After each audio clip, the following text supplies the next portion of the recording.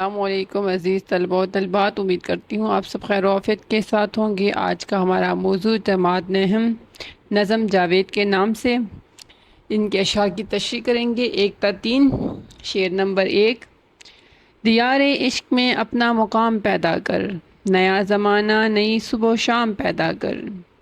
اس میں شاعر علامہ اقبال کیا کہتے ہیں؟ علامہ اقبال شاعر مشرق، ایک مفکر، فلسفی اور ایک اعلیٰ سیاستدان تھے۔ آپ کو مصور پاکستان بھی کہا جاتا ہے۔ آپ کی شاعری آفاقی ہے۔ اس نظم جاوید کے نام میں علامہ اقبال اپنے بیٹے جاوید کو نصیحت اور تلقین کر رہے ہیں۔ یہاں بظاہر جاوید کو مخاطب کیا گیا ہے، لیکن جاوید کے ذریعے ملک و قوم کے تمام نوجوانوں کو پیغام دیا جا رہا ہے۔ اقبال کہتے ہیں: اے نوجوان، اے جاوید، اگر تو زندگی میں کچھ کرنا چاہتا ہے تو عشق کے میدان میں اپنا نام پیدا کر۔ عشق کے میدان میں دوسروں کے نقش قدم پر چلنے کے بجائے خود کو منواؤ۔ اپنے جذبوں کو اتنا بلند کرو کہ تمہارا وجود اس راہ میں نمایاں ہو جائے، یعنی عشق کی سرزمین میں، جو کہ اللہ، انسانیت، حق، سچائی اور اعلیٰ مقاصد کی راہ ہے، میں اپنا ایک منفرد اور باوقار مقام پیدا کرو۔ علامہ اقبال کا پیش کردہ عشق اور ان کے تصور عشق عام لوگوں سا نہیں ہے، بلکہ ان کا تصور عشق مذہب اور اس کی اقدار سے جڑا ہوا ہے۔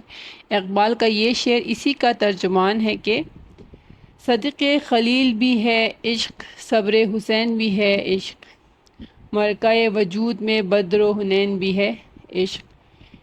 ابراہیم علیہ السلام خلیل اللہ کی سچائی، امام حسین کے صبر اور غزوہ بدر و حنین میں رسول اللہ صلی اللہ علیہ وآلہ وسلم کے اصحاب کی قربانیاں عشق ہیں۔ یعنی اقبال خدا، رسول اور دین اسلام کی محبت ہی کو اصل عشق مانتے ہیں۔ اس روح سے وہ نوجوانوں، بالخصوص اپنے بیٹے کو مخاطب کرتے ہوئے کہنا چاہ رہے ہیں کہ دین کی خدمت کرو اور اس کے اصولوں پر چلو، یہی سچا عشق ہے۔ نیا زمانہ نئے صبح و شام پیدا کرنے سے کیا مراد ہے؟ اس سے مراد بظاہر تو نئی دنیا بنانا ہے۔ اگرچہ نئی دنیا کا قیام ایک ناممکن بات ہے، لیکن اسے مجازی معنوں میں استعمال کیا جائے تو معنی انقلاب لانے کے نکلتے ہیں، یعنی دنیا کے موجودہ نظام میں تبدیلی اور انقلاب لا کر اسے ایک نئی شکل دی جائے۔ جتنے بھی لوگوں نے دنیا کے مروجہ نظام سے بغاوت کی اور دین حق کے اصولوں پر چلے اور انقلابی بن گئے، اپنی پہچان بھی پیدا کر گئے اور آنے والوں کو زندگی گزارنے کے لیے نیا ماحول بھی دے گئے۔ ان مثالوں میں خاتم المرسلین رسول اللہ صلی اللہ علیہ وآلہ وسلم کی زندگی سب سے زیادہ نمایاں ہے، جنہوں نے دنیا اور اپنے بعد آنے والی معاشرت کی شکل و صورت یکسر بدل دی۔ اسی طرح امام حسین علیہ السلام، جابر بن حیان، صلاح الدین ایوبی، علامہ اقبال جیسی شخصیات آئیں، جنہوں نے اسلام کے نام پر چلتے ہوئے نہ صرف ایک انقلاب سا پیدا کیا بلکہ اپنا نام بھی تاریخ میں درج کرا گئے۔ حوالہ جات میں شعر ہے: نکل کر خانقاہوں سے ادا کر رسم شبیری، کہ فقر خانقاہی ہے فقط اندو و دل لگیری۔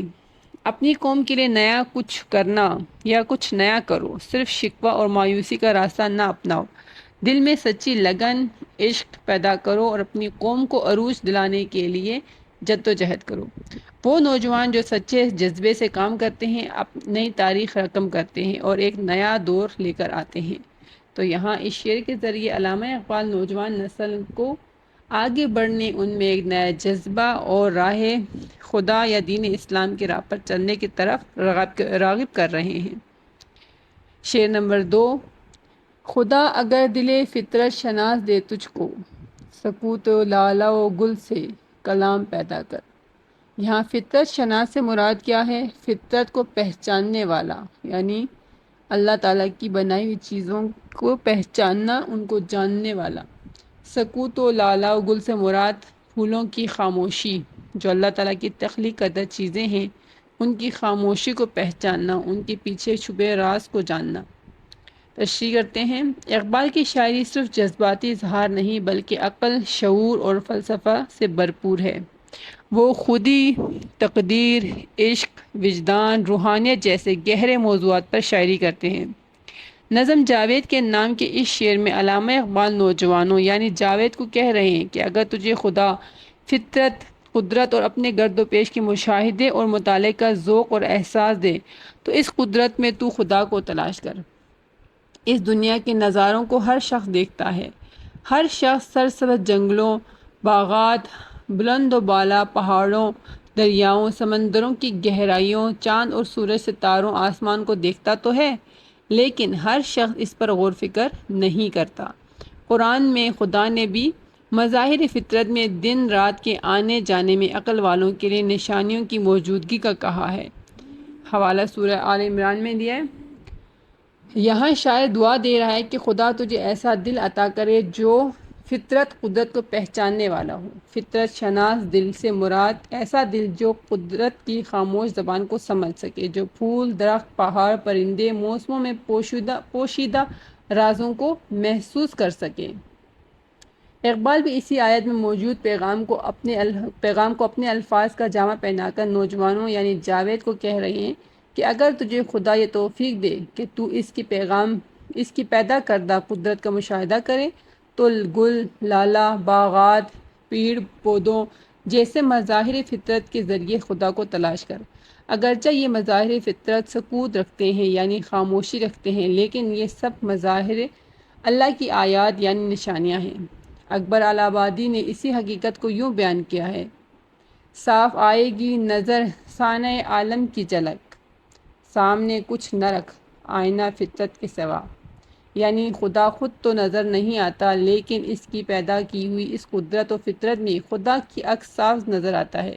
طلبہ کے لیے نصیحت: اگر تم دل و دماغ سے فطرت کو محسوس کرو تو تمہیں ہر چیز سے سبق ملے گی۔ حوالہ جات میں ایک اور شعر آپ کے لیے: کبھی اے نوجواں مسلم تدبر بھی کیا تو نے، وہ کیا گردوں تھا تو جس کا ہے ایک ٹوٹا ہوا تارا۔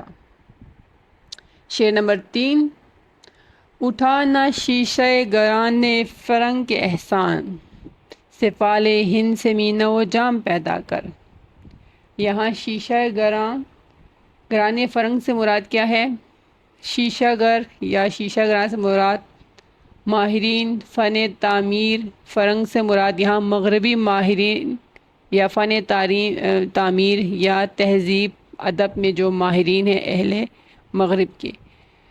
سفال ہند سے مراد یہاں ہندوستان کی مٹی یعنی مٹی سے مراد یہاں کے لوگ۔